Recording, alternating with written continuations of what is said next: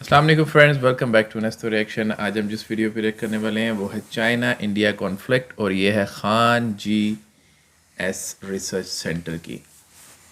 Khan sir की video पहले तू देख चुका है ना, या हाँ, सिर्फ इंटरव्यू देखा था? मेरे ख्याल में इंटरव्यू देखा था। तूने इंटरव्यू देखा था, मैंने इनकी वीडियोस देखी हैं। इंतहाई, बल्कि देखी हैं यार तूने भी।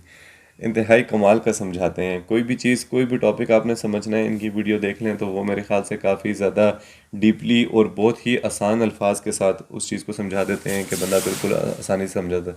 तो आज चाइना और इंडिया का जो कॉन्फ्लिक्ट है वो भी हमें आसानी से समझ आने लगा है। वीडियो का जो ओरिजिनल लिंक होगा वो टॉप ऑफ द डिस्क्रिप्शन में होगा, प्लीज़ उसको चेकआउट कर लीजिएगा। और मेरे ख्याल से अभी तक तो आप ओरिजिनल वीडियो देख ही चुके होंगे।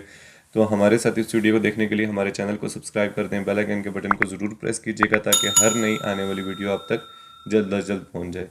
तो बगैर किसी देरी के चलते हैं, इस वीडियो को स्टार्ट करते हैं। आखिर तक बने रहिएगा ताकि हम आखिर में इस वीडियो पर जो भी डिस्कशन हो कर सकें। खान सर के स्टूडेंट्स में ना इजाफा हो गया, हम दो भी उनके स्टूडेंट्स बन गए। जय हिंद। देखिए, चाइना का एक इतिहास रहा है कि वो एक कम्युनिस्ट कंट्री है और अपने देश के अंदर हो रहे विद्रोहों को दबाने के लिए अपनी जनता को मीडिया से दूर रखता है और विदेशी आक्रमण या किसी छोटे मोटे लड़ाई का सहारा लेता है ताकि वहाँ की देश इसे भूल सके। ऐसे ही 1962 में हुआ था। 1960 में माओ के खिलाफ वहाँ आंतरिक विद्रोह की संभावना हो रही थी। माओ ने इसका फायदा उठाते हुए 62 की लड़ाई थोप दी भारत के ऊपर और अक्साई चीन का एरिया कब्जा कर लिया। उसी समय इसने ताइवान के इसे क्या नाम है, अरुणाचल प्रदेश को अपना दक्षिणी तिब्बत कहता था। ऐसा नेहरू के समय हुआ था। अभी यहाँ पर सी जिनपिंग जो है, इसके समय भी बहुत तेजी से विरोध हो रहा है। चाइना में सी जिनपिंग के खिलाफ बहुत तेजी से बगावत हो रही है। इसने भी वही सहारा लिया जनता का ध्यान भटकाने के लिए। इसने भी भारत से लड़ाई थोपने के लिए कई बार अक्सर उत्साह वाले काम किए हैं। अभी हाल में इसने तवांग में घुस गया। अरुणाचल प्रदेश का जगह है तवांग घाटी। तवांग में जहाँ बोम डीला दर्रा भी है, तवांग जिला में है, वहाँ पे चाइनीज सैनिक ऊपर आने लगे भारतीय पोस्ट पर। भारतीय सैनिकों ने ले डंडा मार के कपार फाड़ दिया है सब चाइनीज सबका। एक भी भारतीय को किसी भी तरह की गंभीर चोट नहीं आई है, ना ही कोई भारतीय सैनिक शहीद हुआ है। ये हमारे रक्षा मंत्री का खुद का संसद में दिया हुआ स्टेटमेंट था। और वहीं चाइनीज मीडिया इस पर एकदम चुप है। जब चाइनीज पिटाते हैं सब ना तो एकदम चुप हो जाते हैं। आपको याद होगा जो जून 2020 पिटाया था, 6 महीना बाद बोला था कि हाँ हम लोग पिटा गए। उस सब इतनी होता है, ऐसा आके भाज रहा था सब, मार यहाँ पे लाठी लाठी का पार फाड़ दिया सब चाइनीज सबका।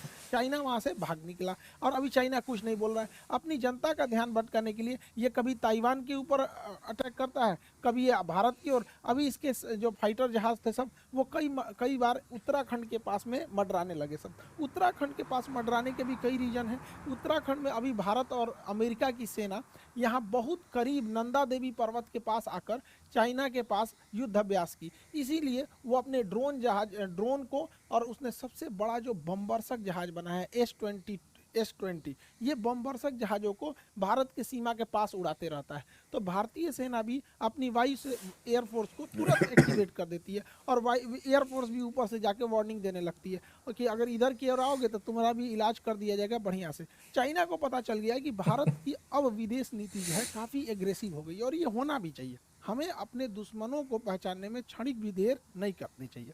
इंडियन एयरफोर्स अब काफ़ी तेज़ी से चाइना का मुकाबला करने लगती है। चाइना के साथ समस्या ये है कि यहाँ पे तिब्बत है।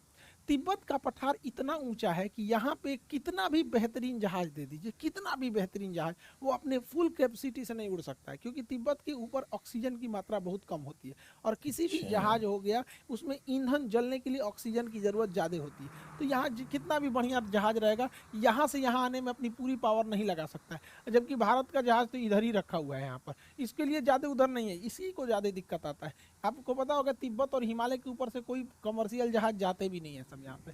तो इंडियन एयरफोर्स काफ़ी एग्रेसिव में इसमें आगे बढ़ रही है। लेकिन चाइना इसे अन्य जगहों से घेरना चाह रहा है। पाकिस्तान के सहारे घेरना चाह रहा है, इधर मलक्का के सहारे, इधर तंजानिया के सहारे, तंजानिया के साथ इधर से मलक्का को इधर से, और ऐसे चारों ओर से चाइना भारत को घेरना चाह रहा है। हालांकि भारत भी इससे अब काउंटर अटैक के मूड में आ गया है। भारत अपने वायुसेना की ताकत को लगातार बढ़ा रहा है।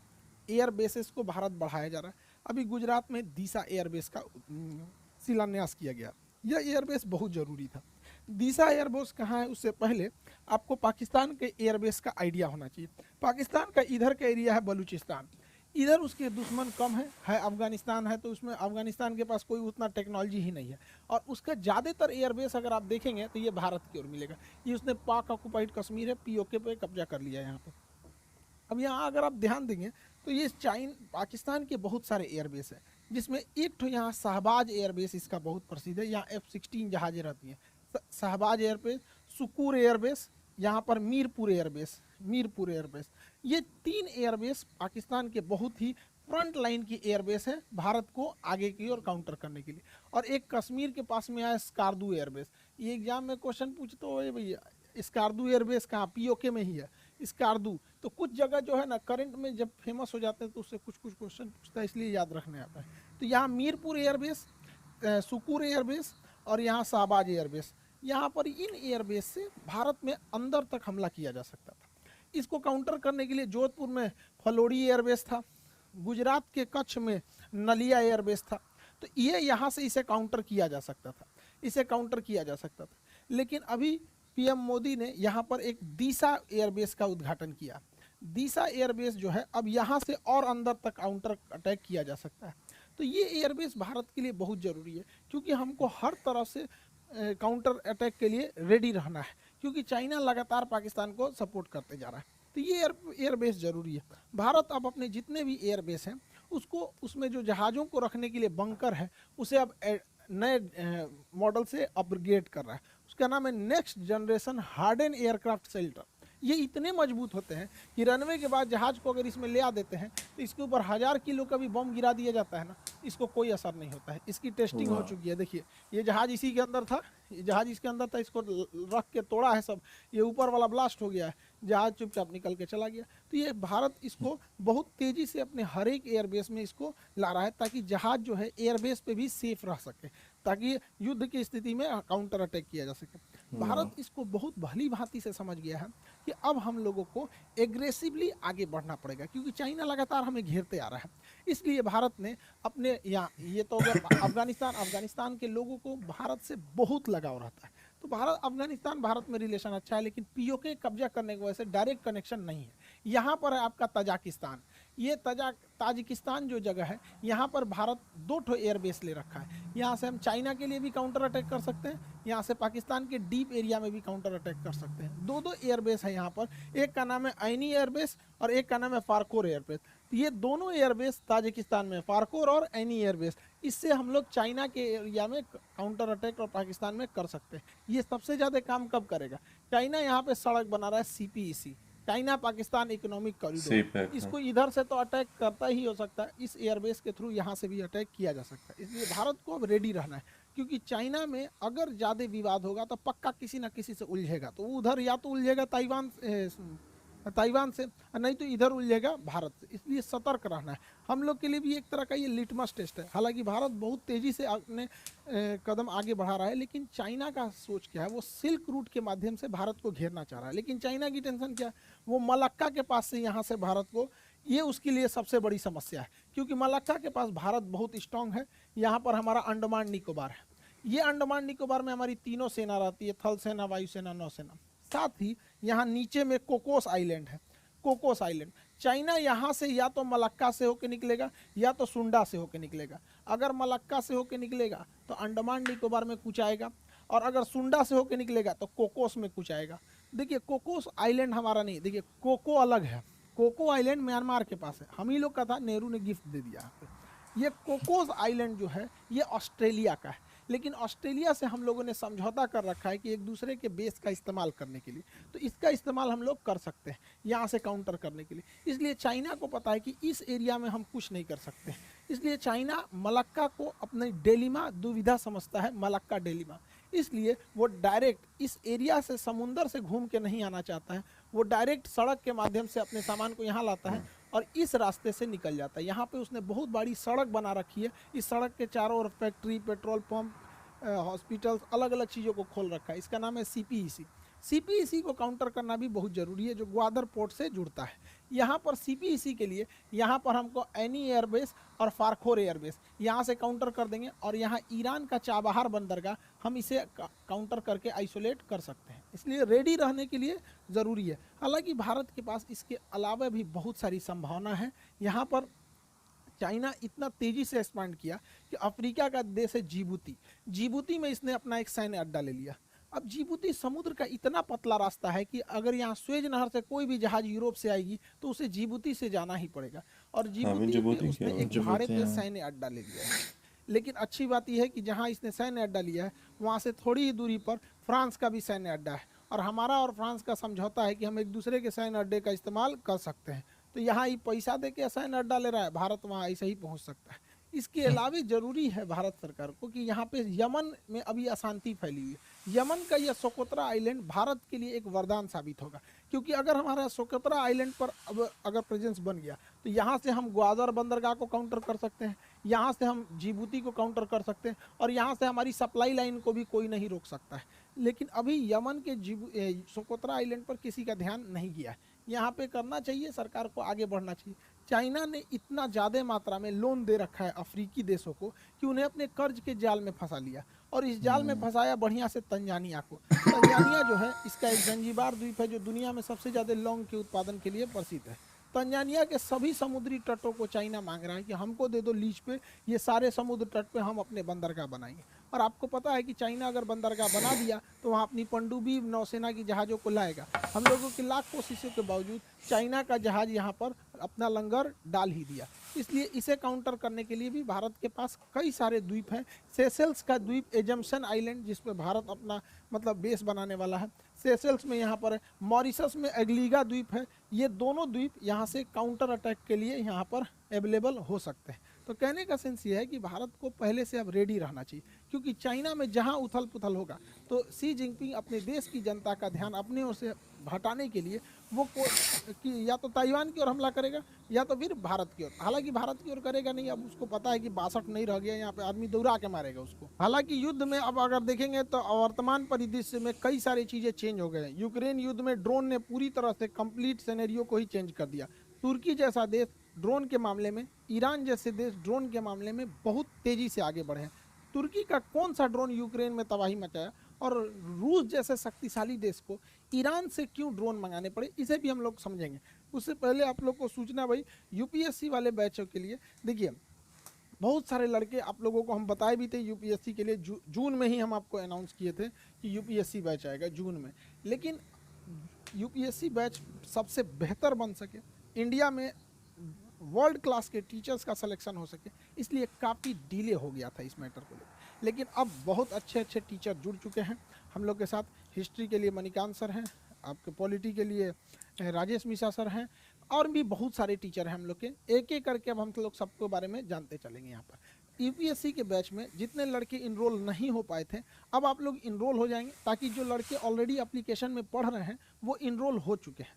तो यूपीएससी वाले बच्चे आप लोगों के लिए बहुत कम में फ़ी है, 7500 में। ये हो सकता है कि कुछ 8000 के आसपास या फिर इसी में रहेगा, इतना फीस है। सबसे कम फी, एकदम क्वालिटी वाइज सबसे बेहतरीन रखा गया इसको। इसमें आपका पीटी और मेंस सभी को कवर कराया जाएगा, जैसा कि आपको वादा किए थे कि हम लोगों को यूपीएससी के सेक्टर में बहुत आगे काम करना है। ये ज़रूरी भी है, क्योंकि हिंदी मीडियम के लड़के जो गांव के पृष्ठभूमि के थे, बड़ी फीस की वजह से वो पढ़ाई नहीं कर पाते थे। मेरी भी मजबूरी थी, एप्लीकेशन में उतना जगह नहीं था, जिस वजह से हमको एप्लीकेशन के लड़कों को बोलना पड़ा। फिर आप लोग यूट्यूब परिवार आपको कैसे छोड़ सकते हैं, तो आप लोग को भी कर रहे हैं। तो गांव का जितना भी लड़का है, जिन लोगों को अब दिल्ली जाने के लिए पैसे नहीं थे, अब वहाँ गांव तक में आपको अब शिक्षा दी जा सकती है। तो अभी ये है आपका, जितना जल्दी इसमें इनरोल हो जाएंगे लोग, उतना जल्दी क्लास हो जाएगा। क्योंकि एप्लीकेशन वाले ऑलरेडी इनरोल हो गए हैं, तो उनको 2 दिन हम रोक लेंगे। संडे को आप दोनों लोग को जैसे उनका पहले से एडमिशन हो गया, आप लोगों को इधर 4 दिन टाइम देते हैं, फिर संडे से हम दोनों का क्लास एक साथ चालू कर देंगे।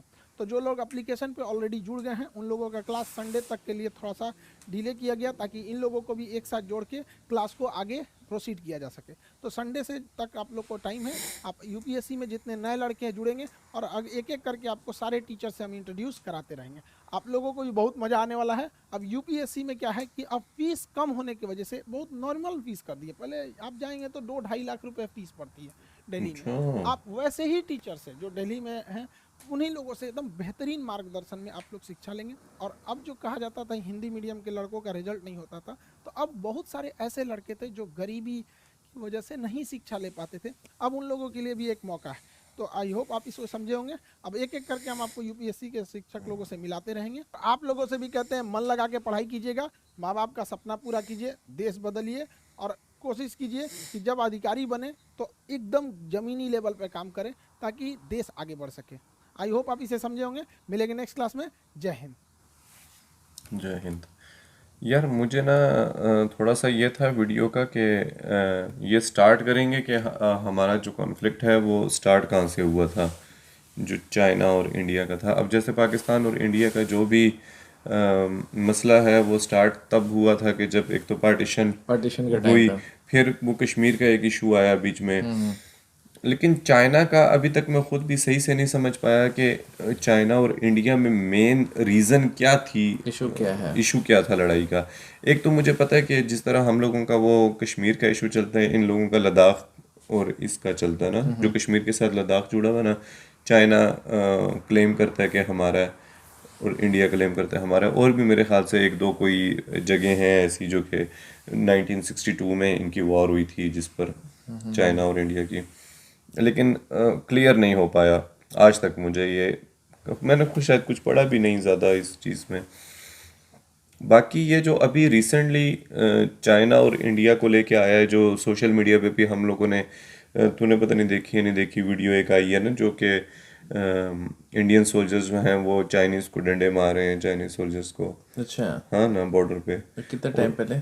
2 दिन पहले, 3 दिन पहले। अच्छा, हाँ, इस तरह का एक इंसिडेंट हुआ है ना, तभी तो वो ये काफ़ी हॉट न्यूज़ चल रही थी इंडिया में ना, इंडिया और चाइना का खान कॉन्फ्लिक्ट सर ने बताया भी है कि उनको जो है ना हाँ अभी नहीं बोल धुलाई रहे, की हाँ है धुलाई की है तो अभी नहीं बोल रहे हैं, 6 महीने बाद जाके कहीं बोलेंगे कि हाँ कि हाँ हमें मार हुई है, पड़ी हुई है। धुलाई हुई है। वो वीडियोस कुछ आई हैं सोशल मीडिया पे गर्दिश कर रही हैं। बाकी आप लोग कमेंट करके हमें ज़रूर बताइएगा कि अभी रिसेंटली जो वाक़या हुआ है उसके पीछे रीज़न क्या थी। क्या इस तरह की कोई मतलब ज़्यादा हुआ है कुछ, या सिर्फ वही जो वीडियोस छोटी मोटी, क्योंकि मैंने 2-3 मिनट का क्लिप ही देखा है। और हुआ किस वजह से है? यार मतलब अब क्या देख, खान सर ने तो बताया है ना कि जब भी चाइना के अंदर ही जो उनका लीडर है, जैसे अभी उसके शी खिलाफ जिनपिंग है, बगावत होती है तो वो हाँ तो उनका वो कोई अटेंशन ना कोई डाइवर्ट। अटेंशन डाइवर्ट करने के लिए कुछ ना कुछ ऐसा बॉर्डर के ऊपर छेड़ देते हैं। तो वो उसी की कोई रीज़न थी कि ताकि वो न्यूज़ में वो चीज़ें आएँ और अपनी वो ज़रा पीछे चली जाए। तो ये ज़्यादा बेहतर आप लोग बता सकते हैं हम लोगों को। मेरी तो खुद की तबीयत कुछ दिनों से बहुत ज़्यादा ख़राब थी, अभी ज़रा सेट फील किया तो हम लोगों ने कहा कि चलें इस वीडियो पर रिएक्शन देते हैं और आइंदा कोशिश करेंगे कि ज़्यादा से ज़्यादा वीडियोस पर रिएक्शन दें। कोशिश यही होती है हम ज़्यादा से ज़्यादा वीडियो पे, जब तबीयत वगैरह सेट नहीं होती तो हमें थोड़ा सा ब्रेक मिल जाता है, ब्रेक आ जाता है बीच में। तो अब आगे इंशाल्लाह हम दोबारा से कोशिश करेंगे कि दिन की 2-2 वीडियोस आएँ, या एटलीस्ट एक तो लाजमी आए यार, ये गैप ना हो 4-5 दिन वीडियोस का कि 4-5 दिन वीडियो क्यों नहीं आई। तो गाइज़ ये थी वीडियो, अगर आप लोगों को पसंद आई हो तो प्लीज़ वीडियो को लाइक कर दीजिएगा, चैनल को सब्सक्राइब कर दें और बेल आइकन के बटन को ज़रूर प्रेस कीजिए ताकि हर नए आने वाली वीडियो आपके पास सबसे पहले पहुंचे। मिलते हैं आपसे नेक्स्ट वीडियो में। Take care. Take care.